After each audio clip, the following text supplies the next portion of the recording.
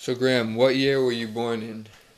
I was born on May 15th, 1942. I was a war baby. My dad was in the World War II and he was in the Burma China excursion. I lived in Burnham, Maine until he came back, and we moved a lot of places.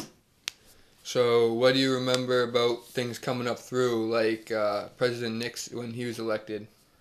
Holy mackerel, you're asking no lady all this stuff? Well, he was a crook as far as I can remember. Watergate, a bunch of them, they broke into a hotel and the Democratic committees was there or whatever, and they stole papers and they called him Tricky Dicky. That's all I can remember, really. And then when they were going to impeach him, but he resigned. Gerald Ford took over as new president. Where were you about when Kennedy got shot? I lived at 21 Lake Avenue, right where I am now. Upstairs, we rented here. It was, I don't remember what day it was. My mother came for lunch, and I had a little kid named Scott Braley. And she came in, and I hollered out the window, and I says, "Ma, President Kennedy's been shot." And you know what? I really remember that, but I don't really remember much about it. What was Nana's reaction to that? Well, she almost had a fit. She would have cried, but she said, "What's going to be is going to be."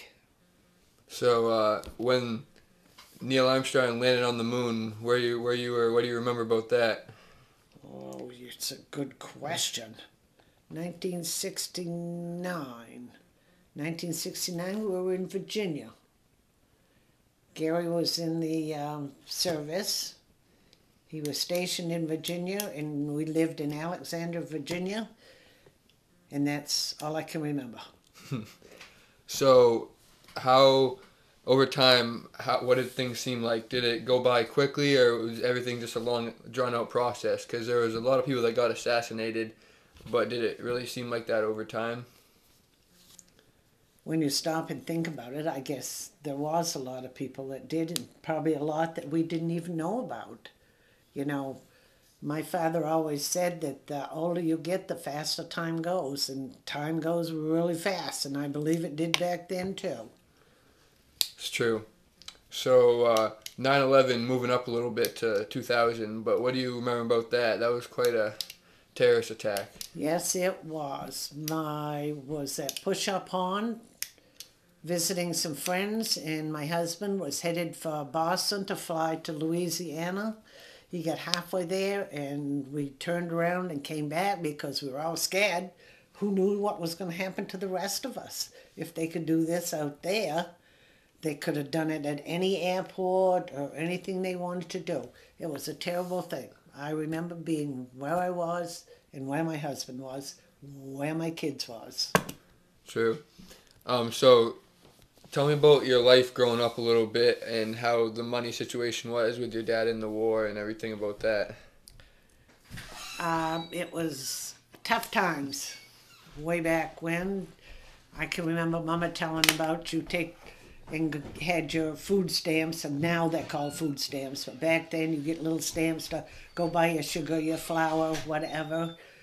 When Daddy was in the service, we were in Florida for a while. Then we came back to Maine, Mom and I, and Daddy kept doing the service deal because he was in China during World War II.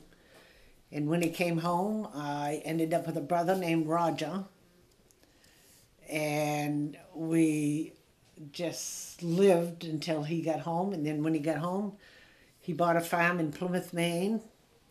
When we were kids, we grew up down there, and worked on the farm, put in hay, tended the cows, all this stuff.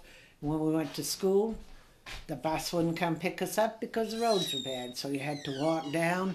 Mama used to make our clothes out of grain bags.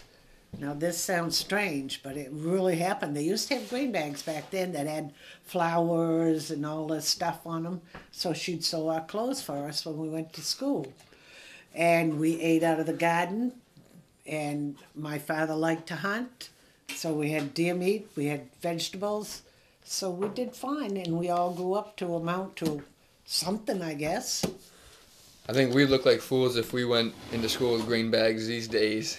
Yes, you would. But you know what? Some of them were pretty. You wouldn't even know the difference. Just because you kids have to wear, what are they, Izod and all of this stuff. I'll go to the place at the mall where they cost you an arm and a leg to even look through the door. You wouldn't be caught dead in some of those clothes that we used to wear. But you know what? We survived, and we're just as good as anybody else. Daddy always said, you're just as good as anybody else. Don't let anybody tell you anything different. Well, times has changed a lot with technology. What would you probably have said if someone would have told you would have a cell phone now, about 20 years ago, or even when you were younger as a kid? When I was a kid, I can remember the first TV that we had. We used to sit and watch a test pattern. It was black and white, and we'd sit for hours. We thought that was a miracle. If anybody had told me back then that we were going to have cell phones, internet, all this stuff, I'd probably told them they were crazy. I could use another word, but I'm not. They're just plain crazy. All right, thanks, Graham, for all the information. Hopefully this is smart enough.